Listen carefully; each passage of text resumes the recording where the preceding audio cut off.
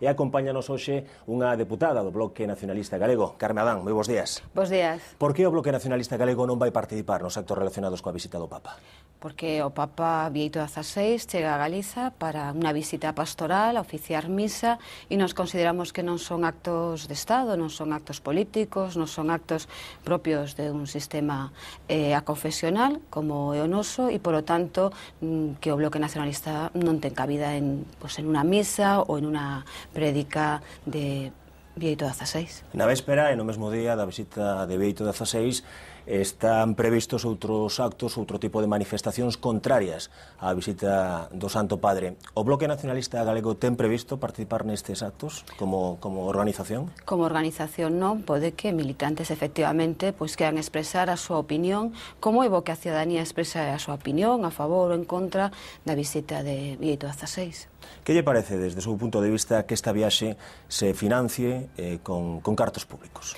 O Bloque Nacionalista Galego é moi claro neste aspecto. Esta é unha visita pastoral e, polo tanto, os cartos públicos, además, en un momento de crise, en un momento onde necesitamos austeridade, non deben ser cartos para financiar esta viaxe. O dixemos desde o primeiro momento, no Parlamento, preguntamos ao Goberno galego canto iba a supoñer a todos os galegos e galegas esta visita, porque entendemos efectivamente que a Igrexa, que é unha institución realmente que ten un patrimonio moi importante, que ten unhas riquezas considerables e que recibe do Estado español nada máis e nada menos que da orden de uns 6.000 millóns de euros ao ano, ten efectivos suficientes para poder patrocinar e para poder executar esta viaxe. O Goberno, en todo caso, que ten que garantir a seguridade, como garantizan outros actos públicos, tanto as persoas que veñen como as persoas que residen en Compostela.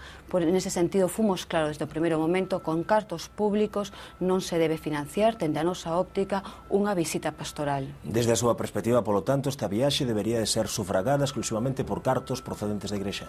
Da Igrexa ou dos patrocinadores, porque tamén membros do Goberno afirman que esta viaxe se autofinancia a través de patrocinadores. En ese caso, nos non temos nada que decir. O certo é que a día de hoxe, da orden, eso é tal como se calculaban fai uns meses, de 4 millóns de euros, ahora se fala de 3 millóns, nos queremos saber canto exactamente vai a poñer o Goberno galego nun momento no cal recortamos partidas importantísimas para a educación, para a sanidade, para a pobreza incluso, que eu creo que ten máis relación a pobreza co espírito cristiano, que supoñemos que o propio Bieito XVI falará nesta plaza, que non con sufragar o que nos consideramos que é un gasto excesivo para que son as contas públicas de Galiza.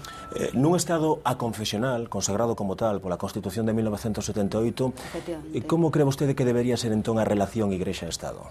Unha relación de respeto, é dicir, no Estado español existen diferentes igrexas, existe, efectivamente, a tradición histórica é unha tradición vencellada ao catolicismo, pero a relación debe ser unha relación estrictamente dende a nosa óptica de respeto das diferencias entre o que o poder público e o poder democrático, o poder da cidadanía que se leva adiante a través das urnas e dos parlamentos e dos gobernos elegidos polos parlamentos, e outra cosa é a cuestión da religión, que é unha cuestión do ámbito privado, do ámbito das crenzas personais. Evidentemente que nos o respetamos por unha cuestión moi importante, unha cuestión que as persoas viven dentro da súa fe, pero, dende logo, que ten que existir esa separación de poderes. Esa separación de poderes, ademais, existe e está así refrendada na propia Constitución.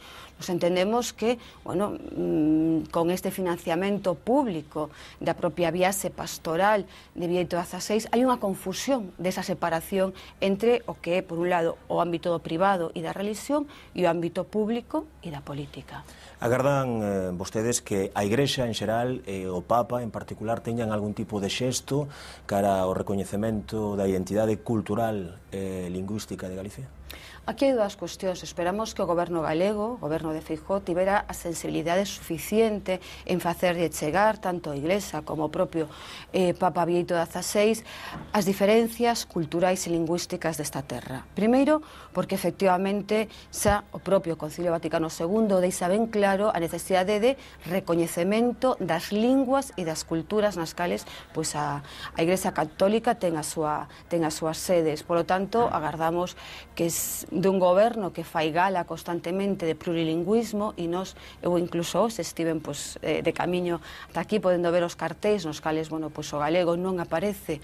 Realmente ese plurilingüismo sea efectivo e, efectivamente, o galego teña o recoñecemento que se merece como lingua propia de Galiza. Igual que vai a ter o catalán en Cataluña, creo que aquí non podemos ser menos, e en caso de que o sexamos, aí o goberno terá boa parte de culpa. Dixo onte a Conferencia Episcopal que o importante é a mensaxe do Papa, non o idioma no que se exprese. Que teñen que dicir vostedes?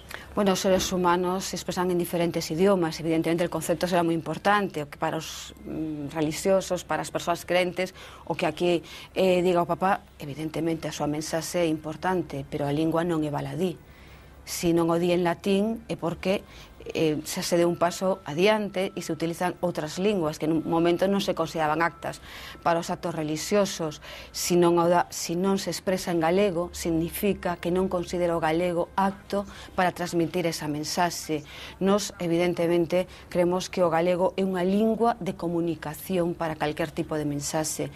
Nesta terra hai moitísimos crentes que se expresan todos os días en lingua galega, que todos os días fan a súa vida, que foron educados en galego e que seguro que se sentirían moi orgullosos de recibir a mensaxe do Papa en galego. Aí eu creo que a responsabilidade está clara na Iglesia e tamén no goberno, que ten que ter a sensibilidade suficiente para que os aspectos máis culturais e diferenciais nosos sexan tidos nesta visita. Sobre todo, volvendo ao tema original, desde o primeiro momento que o goberno se compromete económicamente con este acto. Que creen vostedes que pode gañar Galicia e Santiago con esta viaxe? Eu creo que a ganancia é a que o goberno fala de que será visto Santiago por moitísimos espectadores.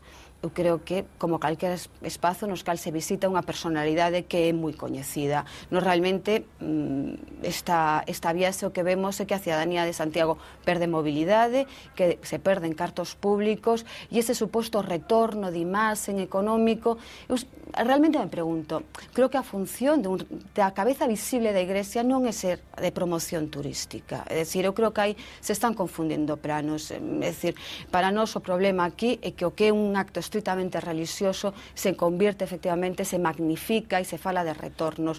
Esperemos que o goberno nos explique cales van a ser esos retornos económicos, como decía vostede, para Compostela e tamén para Galiza. Grazas, Carmen Adán, deputada. Moi bons días.